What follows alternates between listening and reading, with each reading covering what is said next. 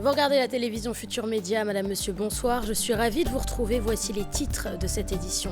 Passation de service à l'OFNAC. Nafin Ngom Keïta passe le témoin à Seynabou Ndiaye Diakhaté. Nafin Ngom Keïta qui annonce que son combat continue. Elle maintient son recours devant la Cour suprême et qualifie sa destitution d'injustice. Les populations de Cambérène en conférence de presse ce vendredi. Depuis 15 jours, aucun soin médical n'est assuré. Les agents du centre de santé sont en grève. Idem pour ceux de l'état civil. Nous ferons le point sur la situation dans ce journal. Affaire des 300 millions de francs CFA alloués aux centrales syndicales. Cette fois-ci, la coalition des confédérations syndicales des travailleuses et travailleurs du Sénégal monte au créneau. Réaction dans ce journal du secrétaire général de la CSA, Elimane Diouf. À Fatick, le centre départemental d'assistance et de formation pour les femmes démarre ses activités. Alphabétisation, savoir-faire, 2 millions de francs CFA sont mis à leur disposition. Objectif leur permettre d'atteindre l'autonomie financière.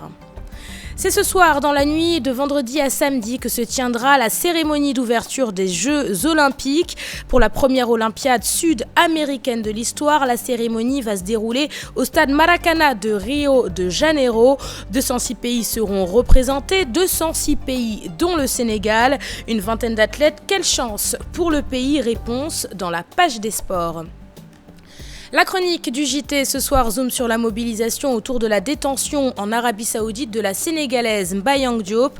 Accusée d'avoir tué son employeur, elle risque la peine de mort. Sa situation attire l'attention de nombreuses organisations qui militent pour la sauver. L'invité du 20h ce soir, Mamoudou Ibra Kane, a posé ses questions à l'environnementaliste Wouré Ganasek. Leur entretien, ce sera en fin d'édition.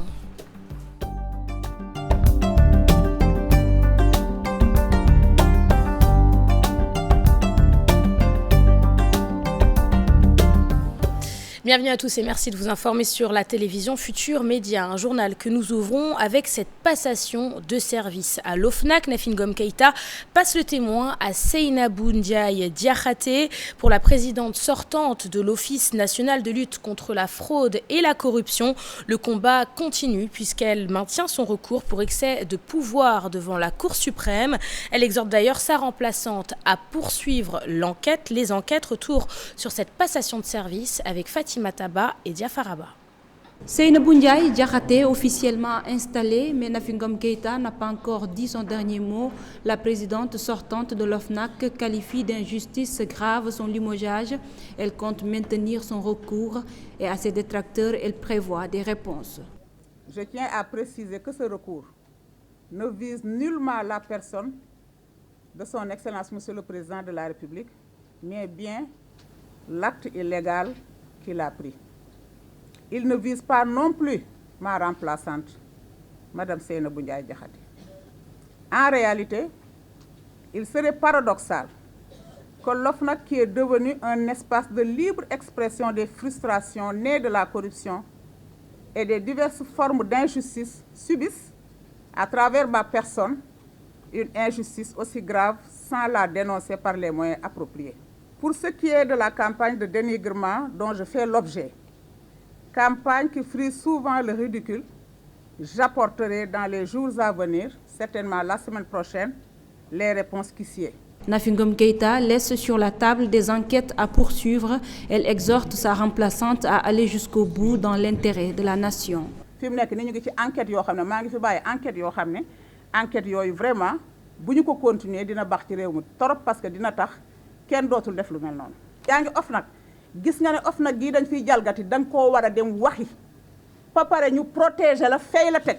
Dans son discours, elle a également remercié le chef de l'État, les guides religieux et les populations. Je remercie du fond du cœur le khalife général des Mourides, Serigne Sidi Mokhtar Mbacké, qui a dépêché son fils, Serigne Moustapha Mbacké. Je remercie particulièrement le khalife général des Tidianes à travers son éminent porte-parole, Serigne Abdoul Aziz Al Amin. Pour ses collègues, elle a écrit une très belle page de l'histoire de l'OFNAC, une cérémonie de passation de service également riche en émotions.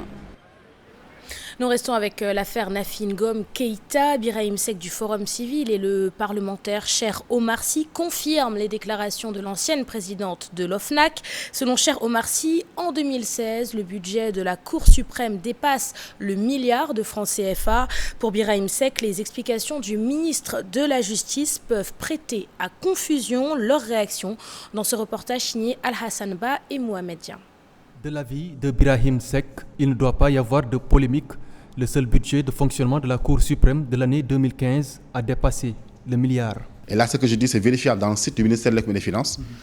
Les parlementaires ont donné un budget de 1,677 milliard de francs CFA pour la gestion 2015 à la Cour suprême. Donc déjà, en 2015, le premier président de la Cour suprême devrait s'acquitter de son obligation de déclaration de patrimoine. D'un autre côté, c'est le parlementaire qui parle. Pour Cheikh Omar Sy, les explications servies par le ministre de la Justice risquent de créer des confusions. En 2016, nous avons voté un budget de 1 milliard, à peu près 677 millions de francs CFA, que nous avons alloué à la Cour suprême. Dans l'explication du ministre de la Justice, il dit que les dépenses de fonctionnement ne peuvent pas être prises en compte dans le calcul parce que c'est le ministère, c'est le Trésor public qui est chargé de son exécution.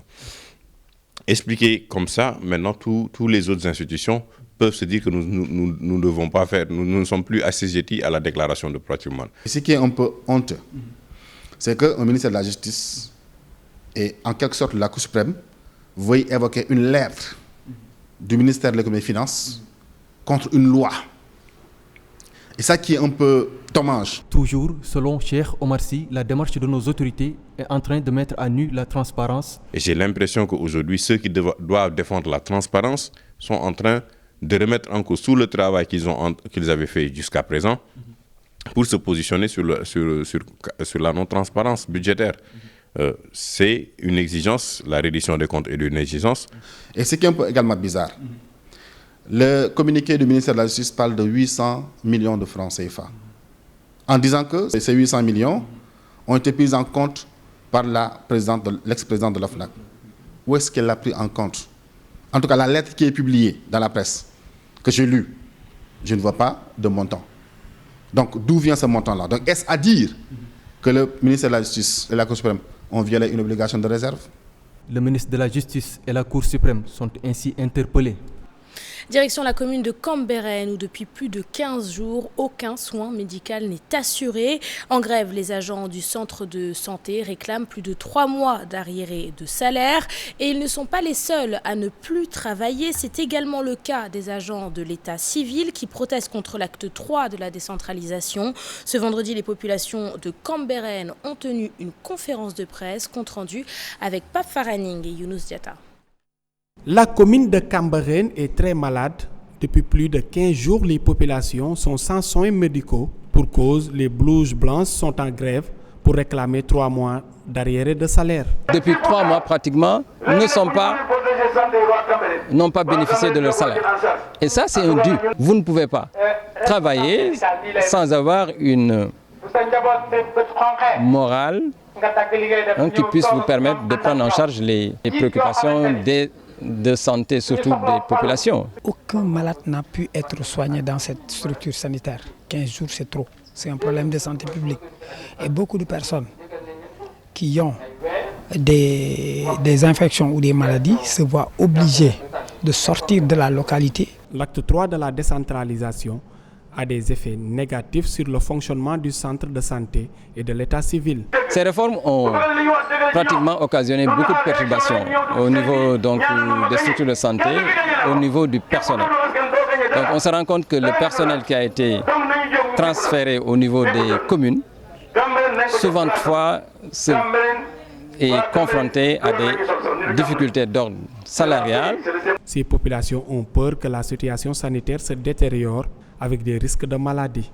Si diggante fukki fan bi aussi seetlu nañ ñi si am feebaru tuberculose ñi si am yeneen feebar yi aussi ñu si bari jël si wuñ seen garab.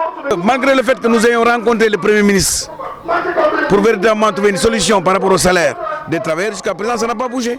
Pour que le problème de Cambérène soit réglé dans les meilleurs délais. Faute de quoi, les choses vont s'amplier et les populations vont sortir dans la rue. Très déterminés à poursuivre le combat, le personnel de santé et les populations n'exclut pas de descendre dans les rues pour manifester leur mécontentement envers toutes les autorités. Les 300 millions de francs CFA alloués par l'État du Sénégal aux centrales syndicales continuent de faire des vagues. De nombreuses centrales syndicales accusent le ministre du Travail, Mansour Sy, d'avoir réparti les fonds entre les confédérations syndicales les plus représentatives.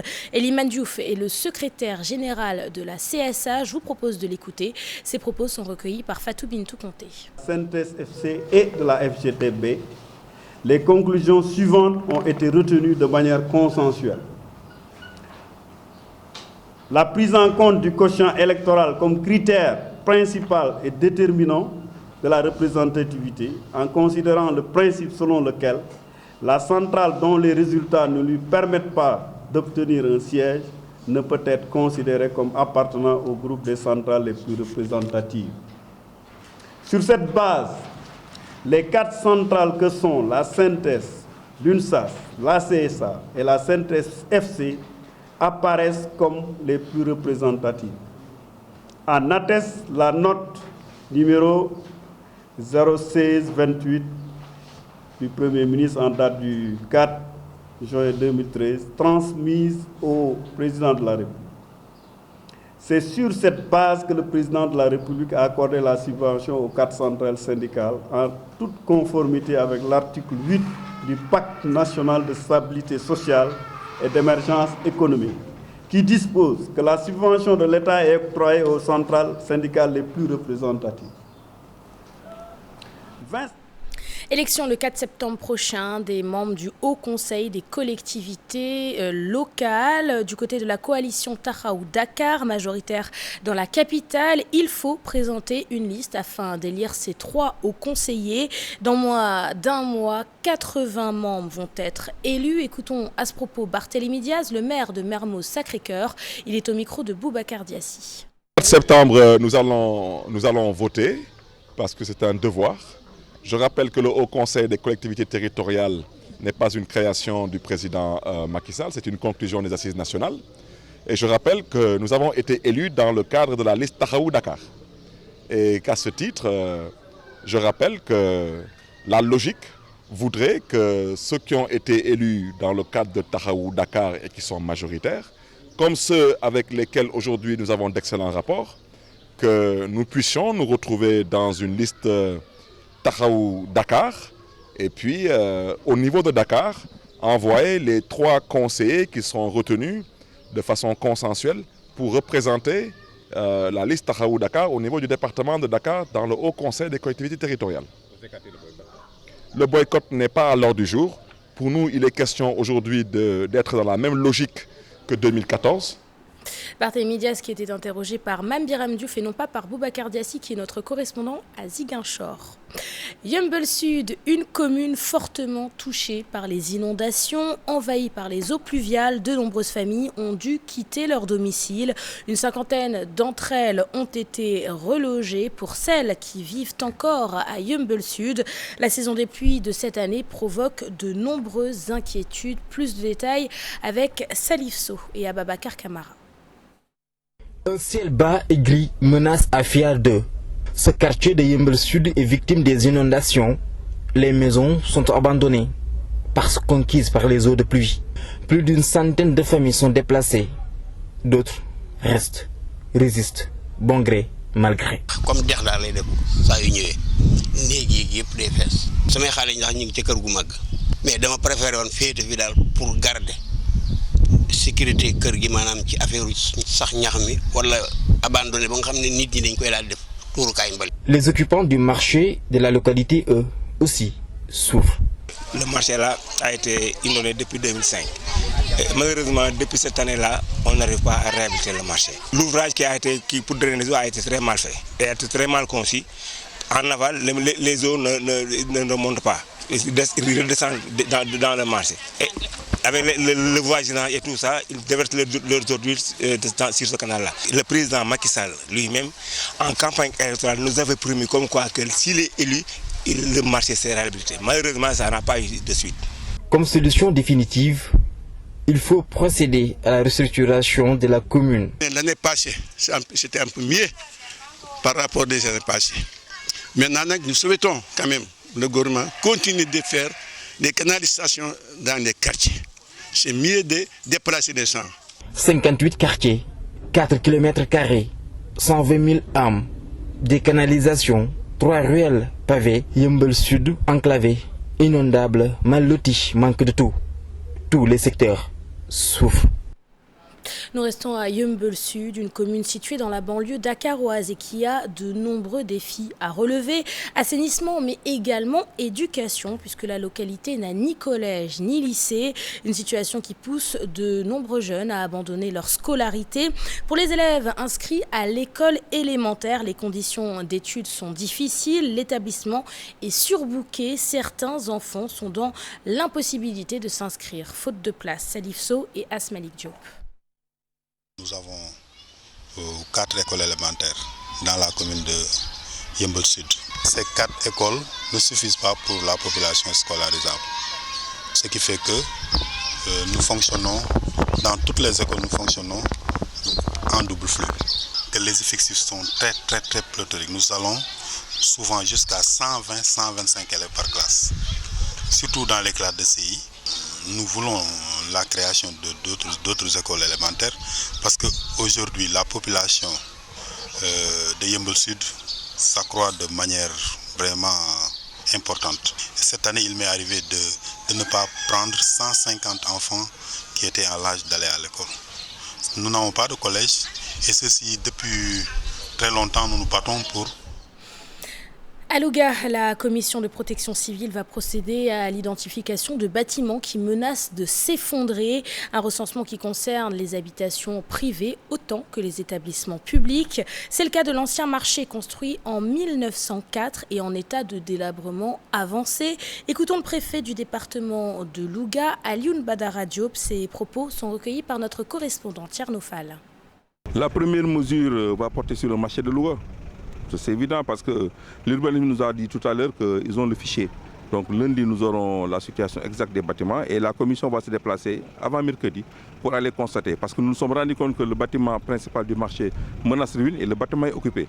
Donc c'est une mesure urgente que nous allons prendre. Nous allons discuter avec les occupants, les inciter à pouvoir se déplacer ailleurs, mais il faudrait impérativement procéder à cette fermeture parce que c'est un bâtiment qui peut tomber à tout moment. Au-delà maintenant des bâtiments privés, les bâtiments publics qui sont concernés également, faisons l'objet de visite de la commission. Et les mesures nécessaires seront prises. Et là, nous sommes très à l'aise, dans ce cas-là, si c'est l'administration, pour prendre les mesures appropriées afin que la vie des populations soit préservée. Je vous l'annonçais en titre, démarrage hier jeudi des activités du Centre départemental d'assistance et de formation pour les femmes. Lors de la cérémonie de lancement, le préfet du département de Fatick a insisté sur l'alphabétisation et le savoir-faire, 2 notions qui, selon lui, peuvent permettre aux femmes d'atteindre l'autonomie financière. Pour appuyer les femmes du département de Fatick, une enveloppe de 2 millions de francs CFA est mise à leur disposition. Chertidiane Diao et Dembandao. Comment faire pour sortir les femmes du département de Fatick de la pauvreté et de l'ignorance? Le Centre départemental d'assistance et de formation semble trouver la solution. La formation des femmes est inéluctable, un levier important pour elles. Aujourd'hui, les femmes que nous avons enrôlées dans le projet, beaucoup d'entre elles n'avaient pas de métier. Et aujourd'hui, nous les avons formées.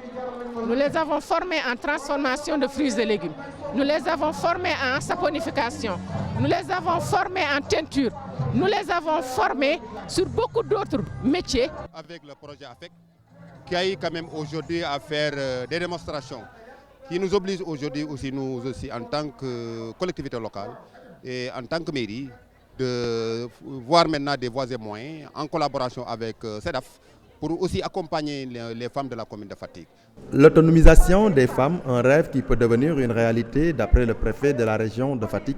Pour Mohamedou Moustapha Watt, 3 principes s'imposent. Il faut faire en sorte que cette cible-là puisse accéder à l'avoir à travers la promotion en fait de lignes de crédit. Et parmi les initiatives qui ont été posées par Madame la directrice du CEDAF, il y a également cet accès au crédit. Cela est extrêmement important. Lors de la cérémonie de lancement des activités du CEDAF de Fatick, une enveloppe de plus de 2 millions est dégagée pour venir en appoint aux femmes du département. Cette cérémonie a réuni plusieurs groupements de femmes venues, principalement de Diofior et de Niakhar. Parlons de toute autre chose à présent, de l'entretien des véhicules durant la saison des pluies.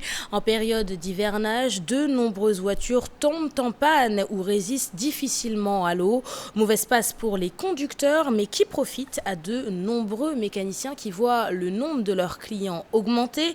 Hivernage et panne de voitures, c'est un reportage signé Ibou Diouf et Mohamed Dian.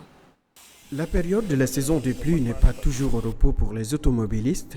Peu de véhicules résistent aux conséquences des eaux pluviales et certaines routes défectueuses aussi compliquent la tâche. Nous chauffeurs, l'abondance des pluies nous fatigue beaucoup. L'état des routes aussi fait partie de nos difficultés. En cette période, certaines destinations sont à éviter, surtout en cas de pluie diluvienne.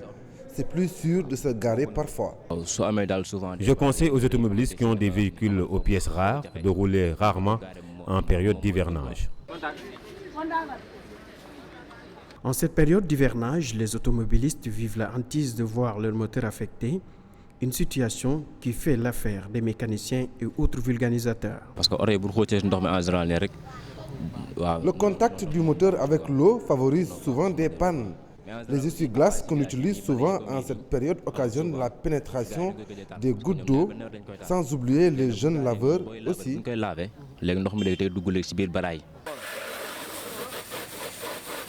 Ils ne sont pas les seuls à être sollicités en cette période. En période de pluie, sérieusement, la clientèle ça augmente parce que les gens ont besoin d'une voiture très propre. Et que les Sénégalais qui comprennent ça, ils viennent pour laver haute pression au lieu de laver leur voiture à la maison. Quand il pleut, après la pluie, il y a le sable qui est mouillé et tout. Si toutefois une voiture lui passe, il y a beaucoup de sable qui se colle au sachets et tout, dans les caches-roues et tout. Cela fait de sorte que quand la voiture roule, il y a des problèmes. Ça siffle parfois et ça. Et pour que ça s'enlève, il faut qu'il y ait un lavage haute pression. Les automobilistes, les mécaniciens et autres laveurs de véhicules sont obligés de collaborer pour limiter les dégâts des eaux de pluie. L'actualité internationale nous mène en Afrique du Sud, en Centrafrique, en Égypte et en Côte d'Ivoire, où le tribunal militaire a jugé les 2 soldats impliqués dans l'attaque de Grand Bassam du 13 mars dernier. Le bilan, je vous le rappelle, était lourd puisque 19 personnes avaient trouvé la mort. L'actualité hors du Sénégal, c'est avec Daniel Diouf. 2 soldats de l'armée ivoirienne jugés jeudi ont été condamnés à 10 ans de prison ferme assortis de 200 000 francs CFA d'amende pour leur implication dans les attaques de Grand Bassam. Les 2 hommes de la garde républicaine ivoirienne ont été reconnus coupables de violation de consignes et association de malfaiteurs dans le cadre des attentats de Grand Bassam qui ont fait 19 morts le 13 mars dernier. Jean-Francis Bozizé, fils de l'ancien président centrafricain François Bozizé, a été arrêté ce vendredi puis maintenu pendant plusieurs heures à la section de recherche et d'investigation à Bangui pour être auditionné. Selon la Voix de l'Amérique, il a été interpellé par une unité de police de la MINUSCA avant d'être remis aux autorités centrafricaines. Il est même visé par un mandat d'arrêt international pour crime de guerre.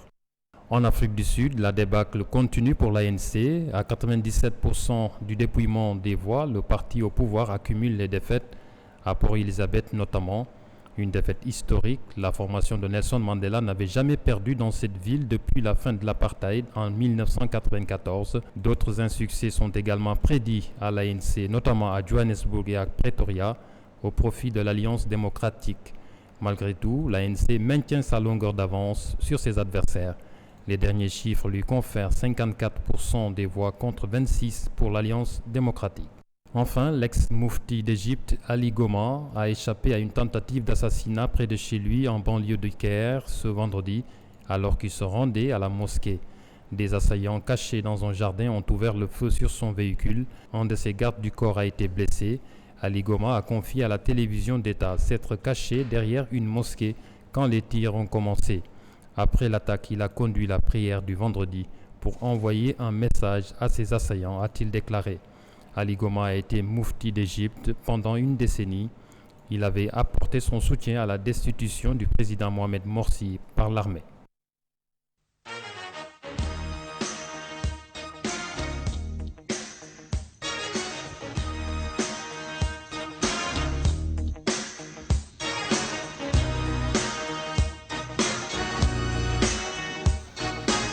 Bienvenue à toutes et à tous dans la page des sports. C'est ce soir dans la nuit de vendredi à samedi que se tiendra la cérémonie d'ouverture des Jeux Olympiques pour la première Olympiade sud-américaine de l'histoire. La cérémonie va se dérouler au stade Maracana de Rio de Janeiro.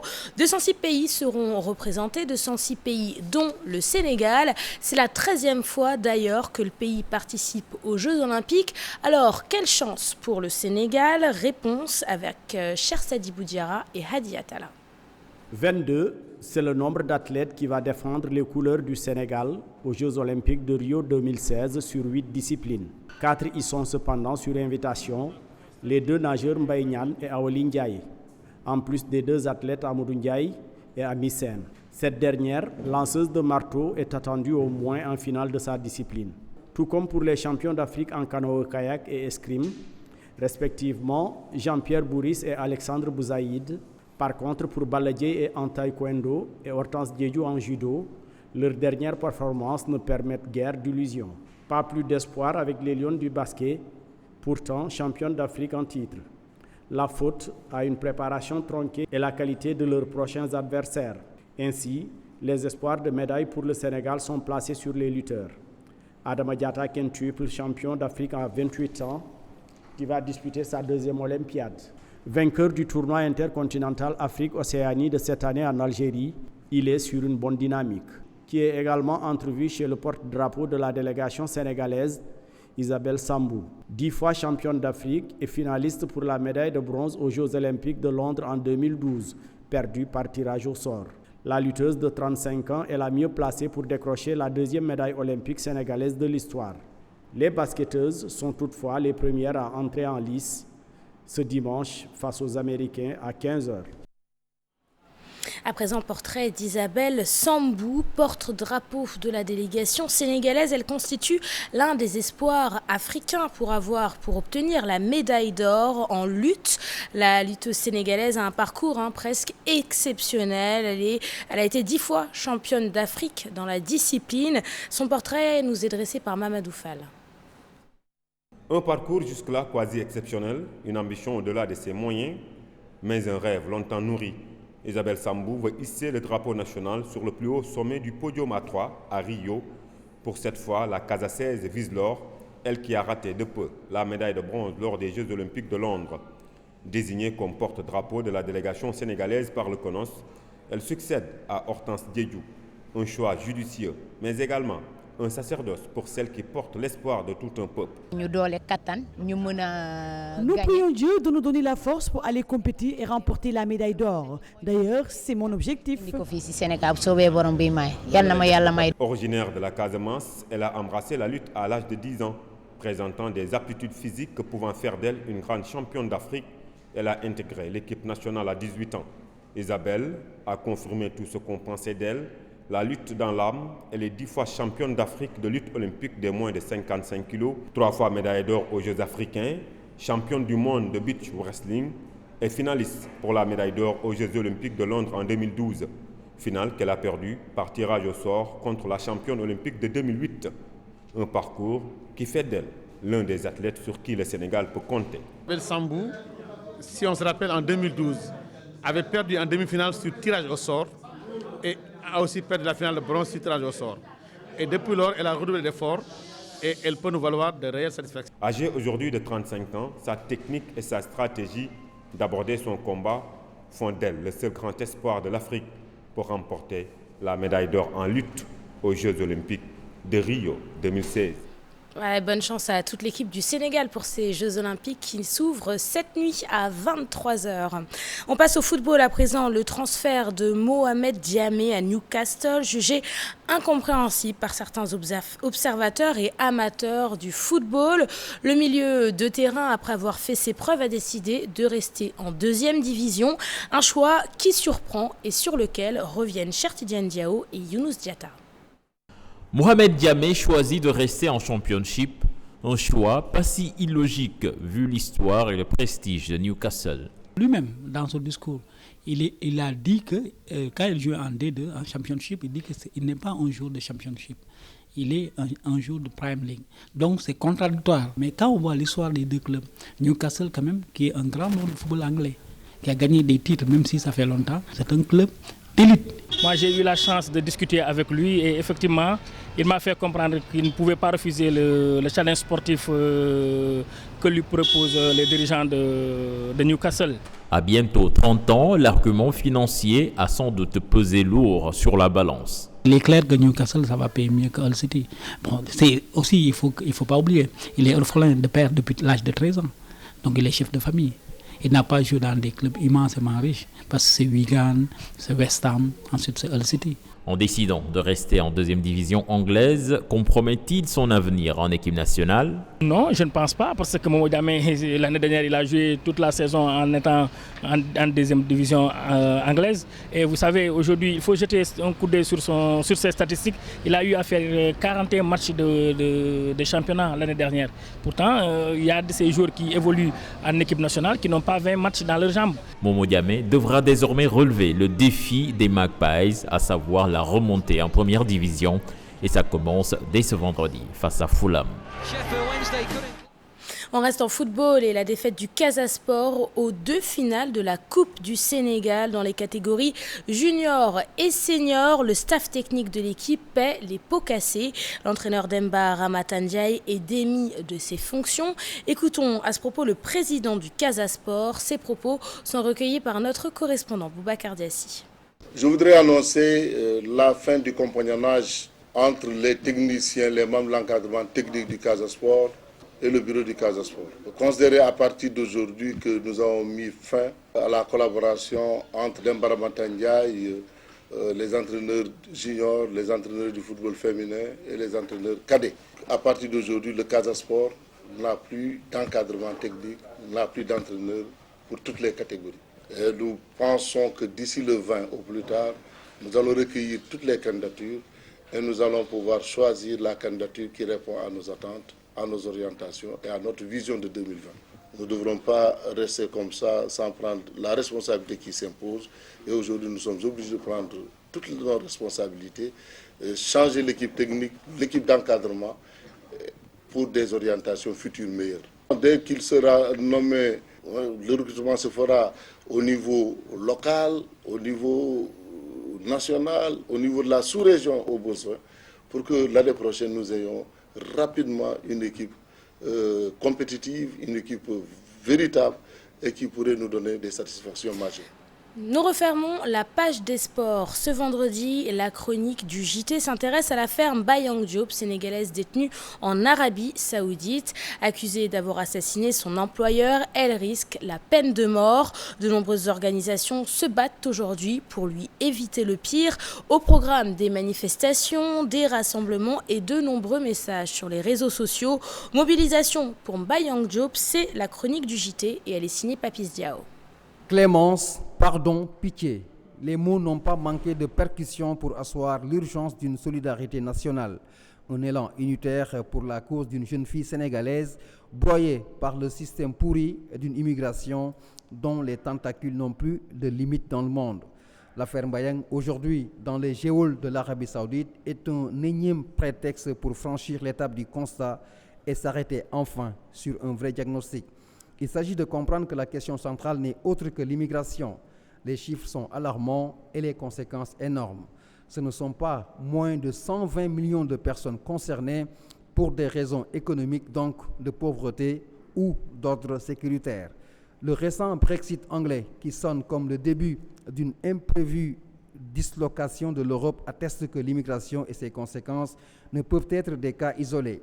En vérité, tout le monde en souffre, pays riches ou pauvres. La particularité de l'affaire Mbayang doit ouvrir une brèche pour s'attaquer résolument au cas de notre concitoyenne, mais aussi aller au-delà. En définitive, nous sommes dans l'exemple d'une facette de l'immigration économique, la catégorie où est logé le Sénégal. L'affaire Mbayang a suscité de vives émotions, voire un mépris d'une injustice qui écrase des victimes innocentes qui ne sont coupables que parce que pauvres. Dans le désordre des réactions spontanées, quelques suggestions, comme les visas de sortie du territoire, d'autres plus radicaux proposent d'attaquer frontalement le ou les États concernés. Toutefois, s'il est accepté que le vrai problème c'est l'immigration, c'est l'État du Sénégal qui doit reconsidérer sa politique et proposer des alternatives aux candidats de l'immigration. Merci à Papis Diao pour la chronique du JT qui clôture cette édition que j'ai été ravie de vous présenter. Merci de votre fidélité. Je vous donne rendez-vous demain.